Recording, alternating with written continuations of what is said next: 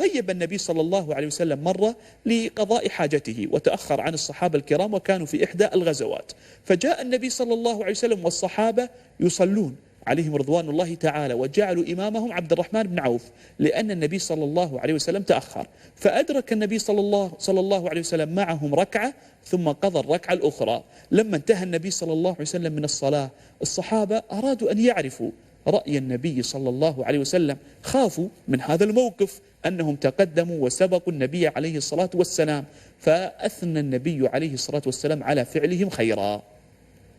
قد يقول قائل: لماذا صنع الصحابة في موقف عبد الرحمن بن عوف مثل هذا الأمر؟ خشوا أن يدركهم الوقت، ومعلوم بأن وقت صلاة الفجر خاصة يكون الوقت قليل ويكون الوقت يسير بارك الله فيكم، فخشوا أن يدركهم الوقت فقدموا عبد الرحمن بن عوف حتى يحافظوا على أداء الصلاة في وقتها، فأثنى النبي صلى الله عليه وسلم على عملهم وفعلهم خيرا. وفي هذا تنبيه لنا بارك الله فيكم إلى أهمية المحافظة على الصلاة، وأيضا في هذا إشارة إلى تواضع النبي صلى الله عليه وسلم، ما قال لهم أنا رسول الله وأنا أفضل من وطئ هذه الأرض، كيف فعلتم كذا وكيف صنعتم كذا، وإنما كانت علاقته مع الصحابة الكرام مودة وألفة ورحمة، وكان صلى الله عليه وسلم يحبهم حبا عظيما وهم يحبونه حبا عظيما. وأيضا في هذا ما ذكرنا وأشرنا إليه المنقبة العزيزة العظيمة لهذا الصحابي الجليل عبد الرحمن بن عوف عليه رضوان الله تعالى،